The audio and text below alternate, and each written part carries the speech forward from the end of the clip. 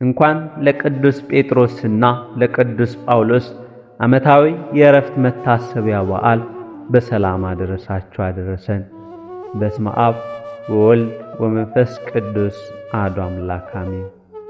አንድ አምላክ በሆነ በአብ በወልድ በመንፈስ ቅዱስ ስም ሐምሌ 5 በዚች ቀን የክቡራንና የአበይት አባቶቻችን ሐዋርያት የቅዱስ ጴጥሮስና የቅዱስ ጳውሎስ የሰማዕትነታቸው መታሰቢያ ነው። ይህም ጴጥሮስ ከቤተ ሳይዳ ነበር፣ ዓሣ አጥማጅም ነበር። ጌታችንም ከተጠመቀባት ዕለት ማግስት አግኝቶ መረጠው። ከእርሱም አስቀድሞም ወንድሙ እንድርያስን አግኝቶ መረጠው። መድኃኒታችንም እስከ መከራው ጊዜ ሲያገለግለው ኖረ። ፍጹም ሃይማኖት ለጌታውም ቅናትና ፍቅር ነበረው። ስለዚህም በሐዋርያት ሁሉ ላይ አለቃ አድርጎ ሾመው። ጌታችንም ሰዎችን ማን እንደሆነ ማንም እንደሚሉት ስለራሱ በጠየቃቸው ጊዜ ሌሎች ኤርምያስ ይሉሃል ወይም ኤልያስ ወይም ከነቢያት አንዱ ይሉሃል አሉት። ጴጥሮስ ግን የሕያው እግዚአብሔር ልጅ ክርስቶስ አንተ ነህ አለው። ጌታችንም የሃይማኖት ዓለት የቤተ ክርስቲያንም መሠረት ነህ ብሎ ብፅዕና ሰጠው። የመንግሥተ ሰማያትንም መክፈቻ ቁልፍ ሰጥቻለሁ አለው። አጽናኝ የሆነ የመንፈስ ቅዱስንም ጸጋ ከተቀበለ በኋላ ተናጋሪዎች በሆኑ በዚህ ዓለም ተኩላዎች መካከል ገባ። በውስጣቸውም ክብር ይግባውና በጌታችን በኢየሱስ ክርስቶስ ስም ሰበከ። ቁጥር የሌላቸው ብዙ አሕዛብንም መልሶ የዋሆች ምዕመናን አደረጋቸው። ጌታችንም የማይቆጠሩ ታላላቅ ድንቆችን ታምራቶችን በእጆቹ አደረገ። ጥቅም ያላቸው 3 መልእክቶችን ጽፎ ለምዕመናን ላከላቸው። ለማርቆስ ወንጌሉን ተርጉሞ አጽፎታል። ከዚያም በኋላ ወደ ሮሜ ከተማ ገባ። የከተማው መኳንንት ወደሚሰበሰቡበት ወደ ታላቁ የጨዋታ ቦታም ሄዶ በታላቅ ድምፅ እንዲህ ብሎ ተናገረ። የሚራሩ ብፁዓን ናቸው፣ ለእነርሱም ይራራላቸዋልና። የዚህንም ተከታታይ ቃሎች ተናገሩ። ከዚያ የነበሩ 4 የድንጋይ ምሰሶዎችም በሚያስፈራ ድምፅ አሜን አሉ። የተሰበሰቡትም ይህን ቃል በሰሙ ጊዜ ደነገጡ። ከአንድ ሰው ነበረ። ከነዚያ ድንጋዮች ቃልን ስለሰማ ያን ጊዜ ጋኔን ጣለው፣ ከእርሱም ወጥቶ ሄደ። መኳንንቱም ፈርተዋልና ስለዚህ ነገር እያደነቁ ወደ ቤታቸው ገቡ።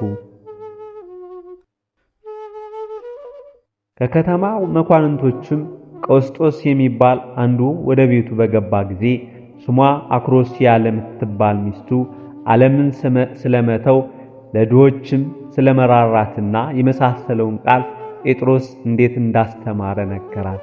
እርሷም በሰማች ጊዜ በልቧ ነቃት። ይህ ነገር መልካምና ድንቅ ነው አለች። ጴጥሮስ ያስተማረም ሁሉ ያደርጉ ዘንድ በአንድነት ተስማሙ። ከዚህም በኋላ ገንዘባቸውን ሁሉ ለድሆች ሰጡ። ከዕለት ራት በቀር ምንም አላስቀሩም። ከጥቂት ቀኖችም በኋላ ንጉሡ ስለ መንግሥት ሥራ ከእርሱ ጋር ለመመካከር በቶሎ እንዲያደርስ ወደ እርሱ መልእክት ላከ። ቀውስጦስም ይህን በሰማ ጊዜ ገንዘብ ስላልነበረው ፈርቶ ደነገጠ፣ ተጨነቀም። ምክንያቱም አመካኝቶ ይሰወር ዘንድ ከሚስቱ ጋር ተማከረ። እሷ ግን ምክንያት አታድርግ፣ ነገር ግን ወደ ንጉሡ ሂድ፣ የጴጥሮስ አምላክ ጎዳናን ያቅናል አለችው። እርሱም ነገሯን ተቀብሎ ወደ ንጉሡ ሄደ። በመንገድም በእግዚአብሔር የታዘዘ ብዙ በረከትን አገኘ። ወደ ንጉሡም ደረሰ። ንጉሡም በደስታና በክብር ተቀበለው። ከ3 ዓመት በኋላ ወደ ቤቱ በተመለሰ ጊዜ 2 ልጆች የተመረዘ ውሃ ጠጥተው እነሆ ሞተው ነበር።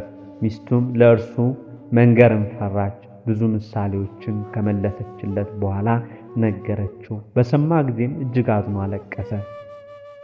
ሚስቱም እንዲህ አለችው፣ ጌታዬ ሆይ ልባችን የሚጽናናበትን እርሱ ያደርግልናልና የጴጥሮስ ፈጣሪ እግዚአብሔር እንለምነው። ሊጸልዩም በጀመሩ ጊዜ ቀውስጦስና አክሮስያ ሆይ የደቀ መዝሙር የጴጥሮስ ቃል ስለሰማችሁና ስለተቀበላችሁት ስለዚህ ልጆቻችሁን በሕይወታቸው እሰጣቸዋለሁ የሚል ቃልን ከሰማይ ሰሙ። ያን ጊዜም ልጆቻቸው ድነው ተነሱ። ቀውስጦስና ሚስቱም ደስ አላቸው፣ የተመሰገነ እግዚአብሔርን አመሰገኑት። እኚህም ከሞት የተነሱ ልጆች ለቅዱስ ጴጥሮስ ደቀ መዝሙሮች ሆኑ። የአንዱ ስም ቀሌምንጦስ ነው። እርሱም የቅዱስ ጴጥሮስ ያየውንና ጌታችን በሥጋ ወደ ሰማይ በሚያርግ ጊዜ የገለጠለትን ምስጢር ሁሉ የነገረው ነው። ሰዎች ሊያዩአቸው የማይገባቸውን መጻሕፍትን አስረከበው። ይህንም ቀሌምንጦስ ሊቀ ጵጵስና ወንድሙን ዲቁና ሾመው። ከዚህ በኋላ ዳግመኛ ቅዱስ ጴጥሮስ አምላክን የወለደች የንጽሕት ድንግል እመቤታችን ማርያም ክብሯን በምሳሌ ያየ። በቀስት አምሳል ደመናን አይቷልና በላዩም የብርሃን ድንኳን ነበር። በድንኳኑም ውስጥ አምላክን የወለደች ቅድስት ድንግል ማርያም ተቀምጣለች። በእጆቻቸው ውስጥ የነበልባል ጦሮችና ሰይፎችን የያዙ መላእክትና የመላእክት አለቆች በዙሪያዋ ነበሩ። እንዲህም እያሉ ያመሰግኗት ነበር። ከእርሷ የድኅነታችን ፍሬ የተገኘ የሰመረች የወይን ተክል አንቺ ነሽ። ማኅፀንሽን የእግዚአብሔር በግ የተሸከመ ንጽሕት አዳራሽ አንቺ ነሽ። ሁለተኛውም እንዲህ ይላት ነበር። የብርሃን እናት ሆይ፣ የምሕረት መገኛ ሆይ ደስ ይበልሽ። የአማልክት አምላክ የፍጥረት ሁሉ ጌታ የሆነ የመድህን ዙፋን ሆይ ደስ ይበልሽ። ክብርና ምስጋና የተመላሽ የፍጥረት ሁሉ እመቤት ደስ ይበልሽ። መላእክትም ምስጋናዋን ሰላምታዋን ባደረሱ ጊዜ ክብር ይግባውና ጌታችን ኢየሱስ ክርስቶስ ለእርሷ ተገልጦ ከእርሷ በቀር ማንም ሊያውቀው የማይችል ነገርን ነገራት። ወዲያውኑም ምድር ተናወጸች፣ ሊነገር የማይችል ምስጢራትንም ገለጠላት። ከዚህም በኋላ መድኃኒታችን በሀገሩ ሁሉ ቅዱስ ወንጌልን ዘንድ ጴጥሮስን አዘዘው። ጴጥሮስም ወጥቶ ሄደ። ኢዮጴ ወደምትባል የባህር ዳርቻና ልድያ ወደምትባል አገር ደረሰ። በአንዲትም ዕለት በኢዮጵያ ሳለ ብርህት ደመና ዞረችው። እነሆም ሰፊ መጋረጃ ወደ እርሱ ወረደች።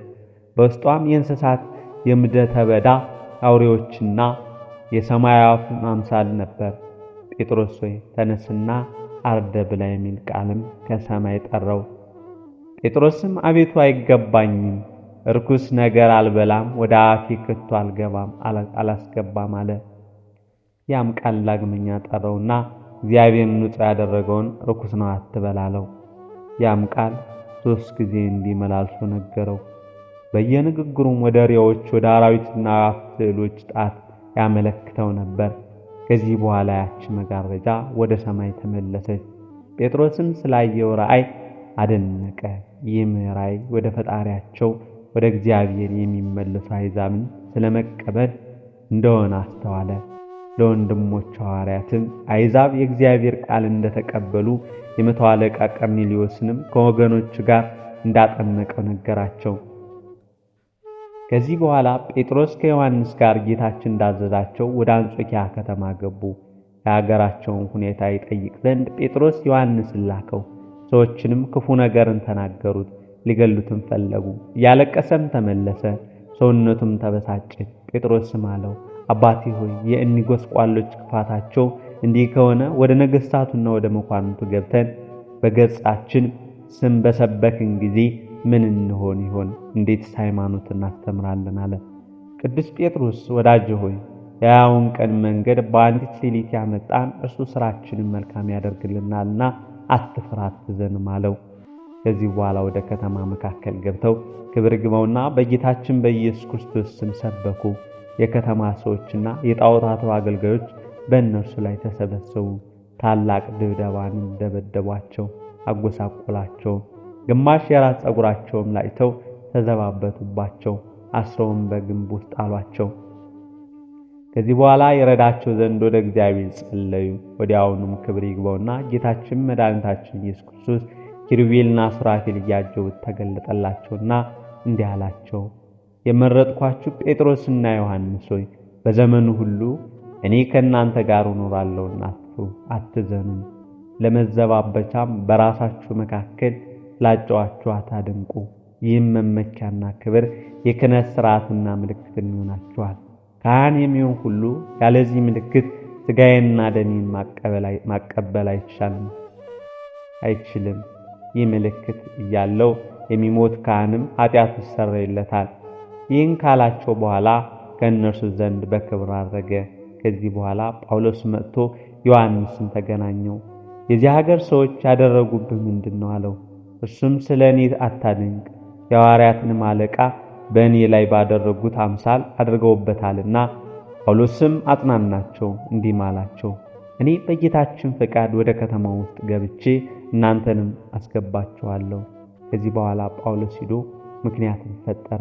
ጣዖታቸውንም እንደሚያመልክ መስሎ ሐዋርያትን እንዲያቀርቡለትና ስለ ሥራቸውም እንዲጠይቃቸው የከተማውን መኳንንት አነጋገራቸው።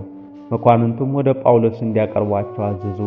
በቀረውም ጊዜ ጳውሎስ ስለ ሥራቸው ጠየቃቸው።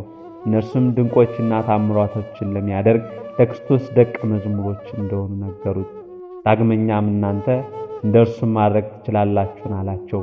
እነርሱም አዎ፣ በእርሱ ስም ሁሉን ሥራ መስራት እንችላለን አሉት።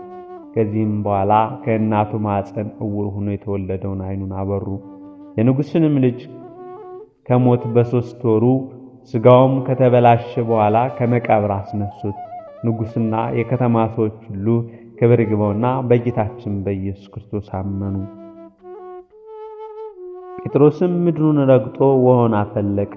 በአብ በወልድና በመንፈስ ቅዱስ ስም አጠመቋቸው።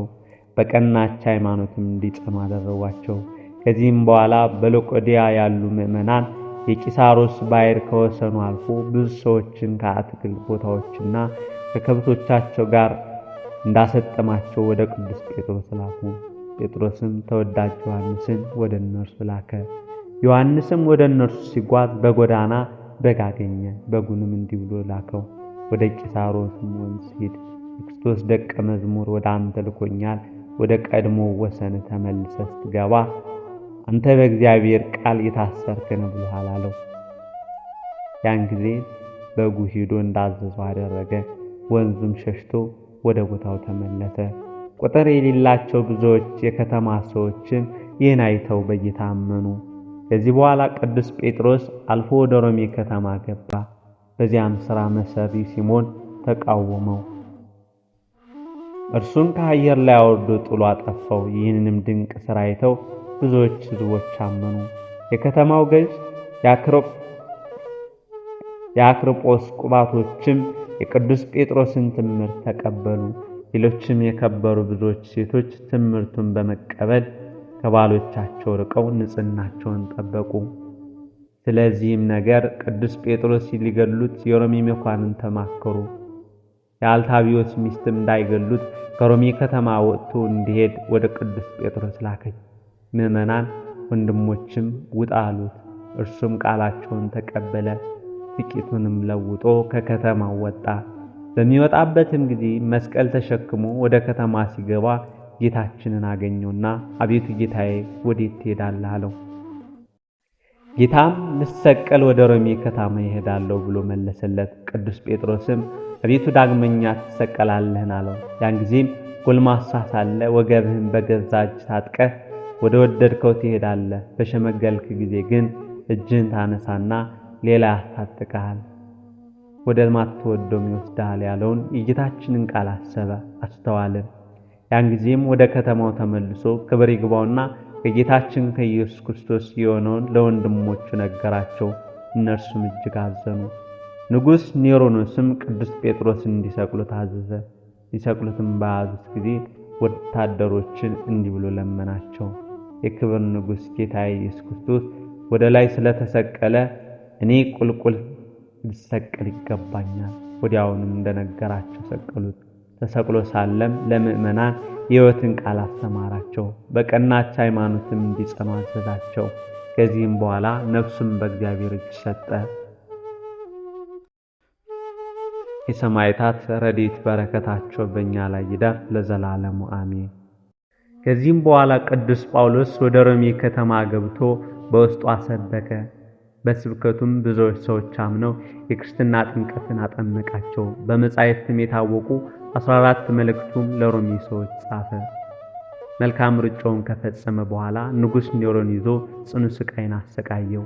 ራሱንም በሰይፍ እንዲቆርጡት ለሰያፊ ሰጠው። ከሰያፊም ጋር አልፎ ሲሄድ ከንጉሥ ኔሮም ዘመዶች የሆነች አንዲት ብላቴና አገኘችው። እርሷም ክብር ይግባውና በጌታችን ያመነች ነበረች። ስለ እርሱም አለቀሰች። ስጉን መጎናጸፊያሽን ስጭኝ እኔም ዛሬ እመልስልሻለሁ አላት። እሱም መጎናጸፊያዋን ሰጠችውና ራስ ወደሚቆርጡበት ቦታ ሄደ። ለሰያፊውም ራሱን ባዘነበለ ጊዜ በመጎናጸፊያዋ ፊቱን ሸፈነ። ሰያፊውም የቅዱስ ጳውሎስን ራስ ቆርጦ በዚያች ብላቴና መጎናጸፊያ እንደገደለው ለንጉሥ ሊነግረው በተመለሰ ጊዜ ያች ብላቴና አገኘችው። ያ ጳውሎስ ወዴት አለ አለችው። ራስ ወደሚቆረጥበት ቦታ ወድቋል፣ ራሱን በመጎናጸፊያሽ ተሸፍኗል አላት።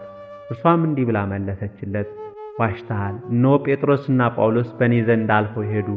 እነርሱ የመንግሥት ልብሶችን ለብሰዋል፣ በራሳቸውም ላይ በዕንቁ የተጌጡ ዓይንን የሚበዘብዙ አክሊላትን አድርገዋል። መጎናጸፊያንም ሰጡኝ። እርሷም እነኋት ተመልከታት ብላ ለዚያ ሰያፊ ያሳየችው። ከእርሱ ጋር ለነበሩ ማሳየቻቸው፣ አይተውም አደነቁ። ስለዚህም ክብር ይግባውና በጌታችን በኢየሱስ ክርስቶስ አመኑ። የዚህም ሐዋርያ ጳውሎስ ታምራቶቹ ቁጥር የሌላቸው እጅግ የበዙ ናቸው። የቅዱሳን ሰማዕታት ረድኤት በረከታቸው በሁላችን ላይ ይደር ለዘላለሙ አሜን።